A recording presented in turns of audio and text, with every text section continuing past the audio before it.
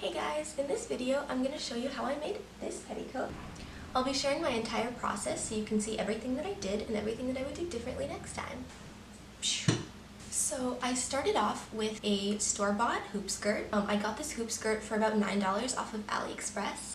Probably I would recommend making your own hoop skirt, and I might do that at some point. I probably should, but I got one store-bought, and because I'm a very short person, I'm 4'11" and I have a long torso and short legs proportionally, so I altered my hoop skirt. I just took in about 2 inches off the top before the first hoop and did a little basting stitch there so that it would be shorter. I used a thread doubled over for this seam, and this is a way of making a knot in the thread that my mom taught me. I have no idea if it's correct in any way, but that is what I did.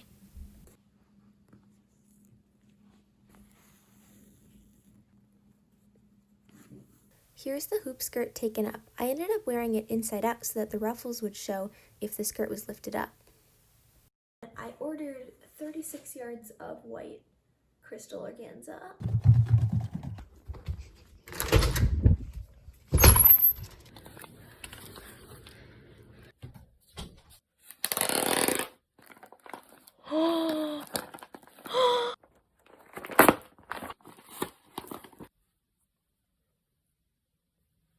It had Velcro, and Velcro can, rip things up. So I replaced it with just like a little sew-on snap here.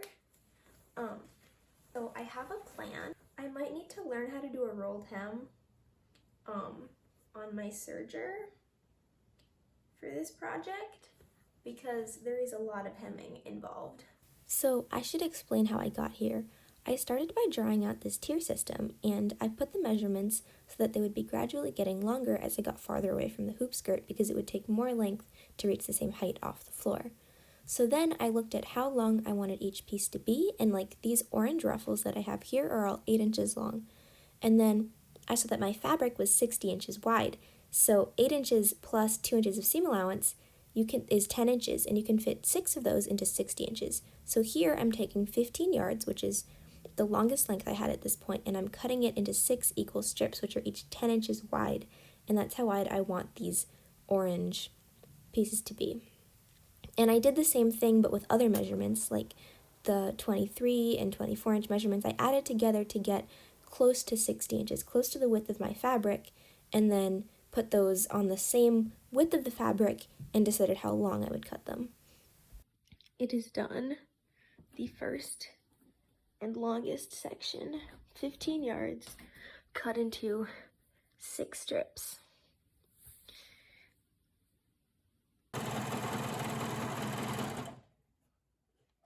If I'm gonna be cheap with this project, might as well be as cheap as possible. It's probably the worst thing I've ever said. I almost finished hemming this piece, and I broke a needle. The first of 6. I finished one side of the first of 6, and it took me about 10 minutes, maybe longer. I learned that if I don't keep tension on it through the machine, then I'll break a needle. It'll like jam up. Hi, so I started working on my petticoat, and I realized that I think my tier system is completely wrong and I have to redo it. So what I had before, I don't know if I explained it, was this. The pencil is just like cotton ungathered, and then all of these other colors are gathered organza. But I realized that I think having the top layer be gathered and then pretty much straight all the way down makes like a nicer shape. Like it just kind of smooths out all of the places where the gathering starts lower down. So I already measured out 15 yards and cut it into 6 equal-ish strips. So I have those, but I also switched. I was doing 15 yards, 12 yards, and 9 yards, and now I think I'm doing 15 yards, and then I'm gonna do 16 yards for the last three 8-inch ones, just to make sure they're really, really ruffly. And then I'm doing only 5 yards for some of these, for I think the 16-inch piece here, and then also this piece, just because I don't need a ton of extra bulk right near the waist. I just kind of want it to smooth everything out. Yeah, so that's my plan. I'm going to use this kind of thick for a plain cotton sheet. It's a pretty sturdy cotton, maybe cotton blend fabric, and I'm going to make a half, 3/4 circle skirt, pretty much, I think, to be the base, to fit over my hoop skirt. Here I am making the circle skirt. As you can see, I did no math, and I just kind of wrapped the measuring tape around the waist measurement that I wanted, and then like kind of eyeballed it. So like I don't really recommend doing that, but if you want to, go ahead. So then here I just measured the length of the skirt I wanted, cut a little bit, folded it, cut some more. And this is not a super accurate way of doing it, but it kind of worked for my purposes, so do with that information what you will.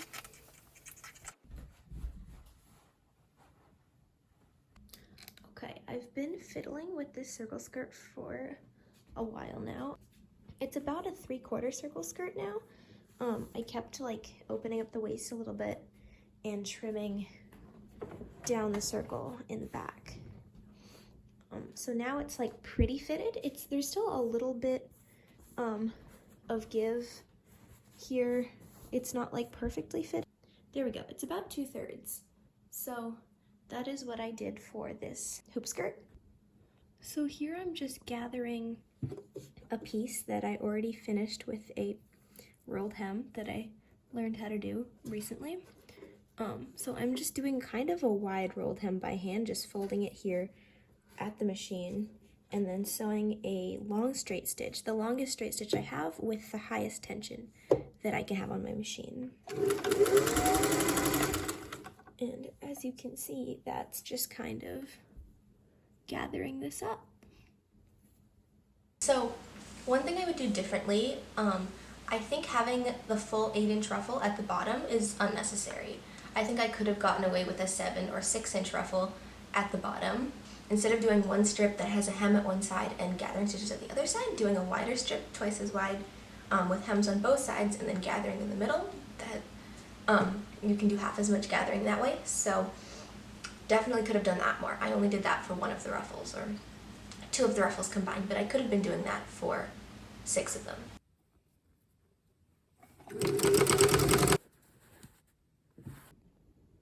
I have my overskirt that I made last night, or underskirt, it's the underlayer. Right now I have just started pinning on my first ruffle.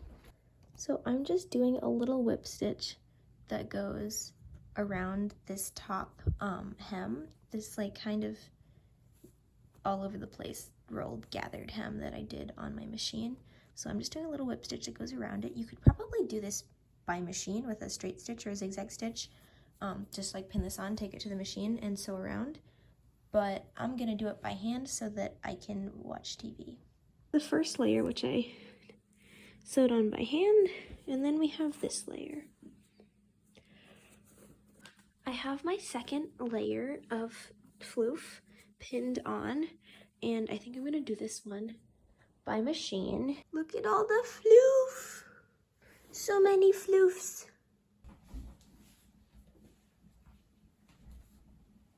Okay, so here, in an effort to gather more evenly, I marked the quarter points on the ruffle and the 16-inch piece that goes above it, and I matched up the quarter points and then went in between them and found the 1/8 points, and so on and so forth.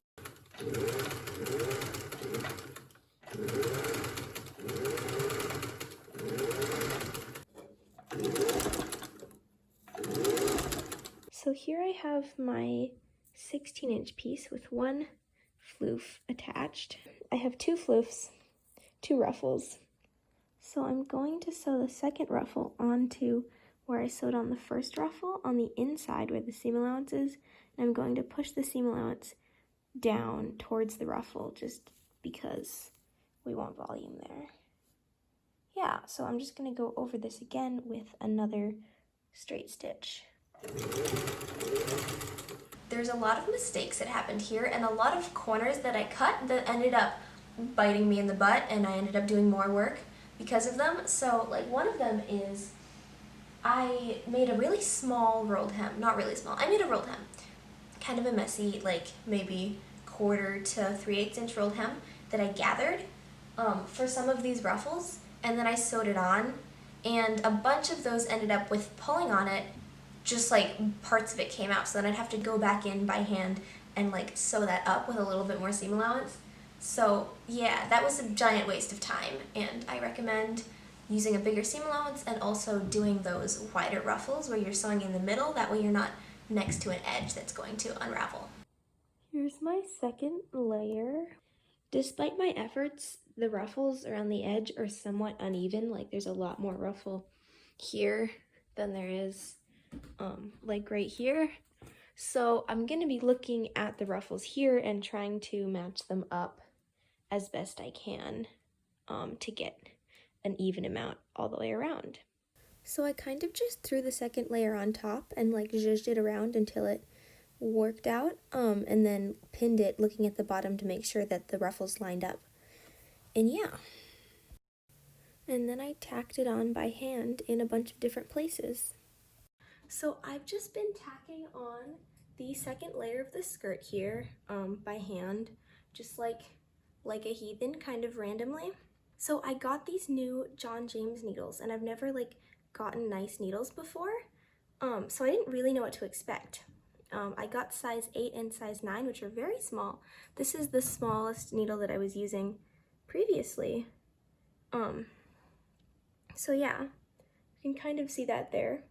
This one I think is a size 8, which is pretty tiny. So I knew there would be a difference, but I was using this one for about an hour, and then I decided, because it was like a little bit smaller than I was used to and I was having a hard time controlling it, I tried going back to my old needle, and there is such a difference. Oh my god. It takes so much more force to push this needle through the fabric than it takes to push this needle through the fabric. Like, I did not realize, not that I thought Abby was lying, but like, it's a big difference. So if you're doing a lot of hand sewing, I do recommend getting nice needles. I can leave a link in the description for where I got these. Oh, and yes, they are actually not expensive. Like, I don't know why I might have expected them to be, but they're not really. It's like, I think I paid maybe $2 for like 25. Like, it's not. Yeah, it's weird. You can go to like any sewing store here in the US and buy like trash needles for the same price, or you can order them and get like much better needles. So, I don't know. Hashtag America.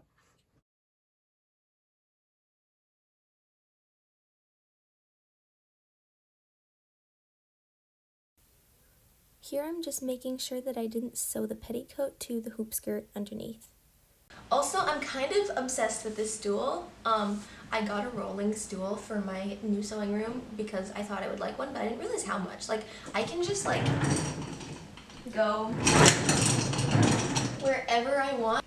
I can roll around, I can move the mannequin up and down, and then just like be at the perfect height to hand sew. This also goes up and down, so like we have a lot of options. Anyways, I just finished tacking on the second layer that I probably already showed you, the one that says 16 with 3 ruffles. I'm kind of wondering now if I don't actually need to do 2 more, if I can just do 1 more layer, because it's already kind of gigantic.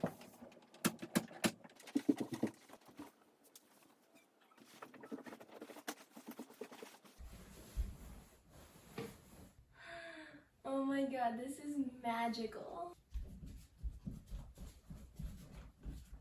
As far as the number of layers, you could do more or less. I probably could have done another layer a little bit lower down to get more of a like swooping out shape.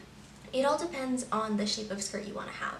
I started out thinking that I was going to have 10 of the 8-inch ruffles at the bottom when I was done, and I ended up with 8. This really depends on what shape you want. It also matters, I think, what height you are. Like, having 8 ruffles at the bottom on someone who's 5'8" is going to look different than on someone who's 4'11". So probably like to get the same shape for someone whose model height, you might need another 2 or another 4 ruffles. So that's something to keep in mind with just these basically 2 layers. I have the base with 2 ruffles, and then I have 1 layer with 3 ruffles, and then I have the top layer with another 3 ruffles. And for me, for someone of my height, that gives this kind of nice, big A-line shape. It's not like a super crazy giant princess ball gown, but it is definitely a princess ball gown. Okay, new idea. What if I do the top layer here, but instead of gathering it, I pleat it, because that is a little bit like flatter at the beginning. So I decided to get a piece of cotton twill tape to pin the longest layer of the petticoat to. So I measured out the length. I want the waistband to be on the twill tape, and then I marked like the halfway point at the ends and halfway between those, so a quarter, and I marked that also on the organza, and then I pinned them together at the end points, at the halfway point, at the quarter point, and then I like went between each one and pulled it out, and then, let's see, can I show you this? So it goes out about 6 inches, so maybe 12 inches overall between every, what is that, 1.5 inches. So then there's this monstrosity. I don't really have an explanation. I just needed something to do with all that fabric, and this kind of worked. Yeah, I give it a 3 out of 10. Definitely could have been better, but is functional, I guess. So I have my weird irregular pleats here. And I'm not sure about this. I probably should have done a circle skirt, because it's still like very voluminous right here at the top. I don't love this shape. I don't love what it's doing here, but the chiffon is pretty heavy actually. Even though it's a very soft, like light fabric, it's actually heavy when you get a lot of it. So I think even though the organza kind of puffs out a lot here, I think with just a tiny bit of weight, it will go down to that nice A-line shape. And then here we have this silhouette, and I think I'm going to add 3 ruffles to the bottom of this piece, so that'll hopefully be like that relatively. We have gotten to the end. So I just laid out this piece to see if it would be able to go straight out in a circle, like a circle skirt.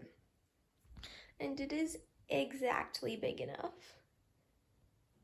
You can see here that I put tape on my table so that I have guidelines so I can sew down the middle, because otherwise it would be wiggly all over the place.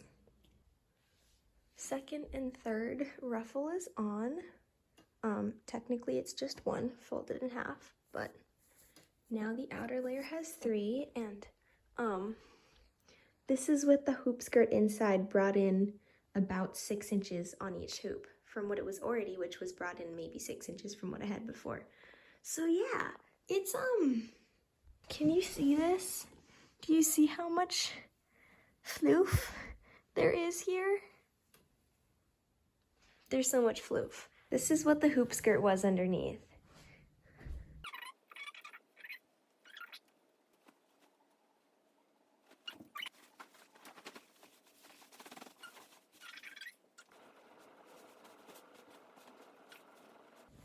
Out.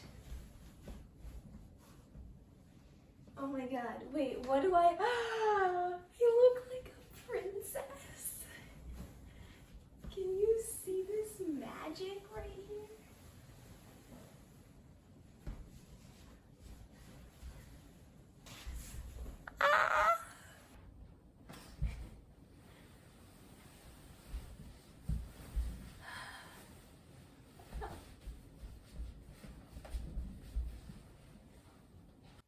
Wait a second, I'm kind of wondering now if I should keep these 2 pieces separate so that if I want to have less floof, I can just use this one.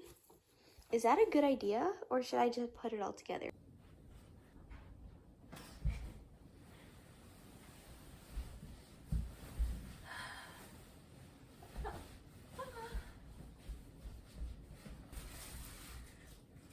I'm a princess. I have on the hoop skirt and just the top layer that I made, and PSA, doesn't really work. Because they're separate layers and there isn't a layer that starts low down, it just moves completely separately. And when you twirl, the top skirt just like comes up and you, so if you're not twirling too fast, then it's okay. But if you like aggressively twirl, you can see. So here I just have the edge zigzagged with a 3-step zigzag, and then I turned it. Oh my god, why is my washing machine being so loud? Anyways, I turned it and then top stitched right here. Yeah, and then I think I'm gonna leave it as a pin closure because then it is like size adjustable, like within reason to about maybe 2 or 3 inches. But that means that if I ever want to use it as an empire waist petticoat or as a drop waist petticoat or on someone who's a little bit of a different size than me, that is an option. So I cut out a facing piece from a scrap of this fabric, and I thought about interfacing it with fusible interfacing or some kind of interlining, but instead I decided to just sew some lines. I have fusible interfacing on a bolt right there. I have 2 stiffnesses of canvas interlining right there, but instead I decided to sew a wiggle and 4 straight lines because I hate myself. I think this project is basically me making the most questionable sewing decisions I could possibly make and then paying for it. Okay, so I have a bunch of overlap on this, like I cut it longer than I need it to just meet, so I might do another pin closure. Guys, this is why I don't like modern machines. My needle, there's a lot of lint on here, but my needle just shoved the fabric down the throat plate. Excuse me, why can't I? Okay, that's my presser foot. What is this? Modern machines, why do you have such a big, I mean, I know why you do, so you can do all of this stuff, but like, excuse me, look at this little tiny hole. You never get fabric stuck in there. I'm ranting, it's late, but like, come on, please. I just sewed this facing piece on right sides together. That is a hair. And now I'm going to clip this just a little bit because it is like on the bias in most places, or somewhat. So I think I'll just clip like halfway through and then I'm going to understitch it. Not that that's really necessary, but just so that I can have kind of a clean finish on the top of this garment. Also about this overlapping piece, before I go and before I go and edge stitch this, I've just finger pressed the edge of this under so that later I can do a little hem. I have this all connected and understitched, and now I'm going to hem this little bit by hand because I want to, just to practice my hand hemming, and then I might do this edge, and then the bottom edge, I'm not really sure what I'm gonna do.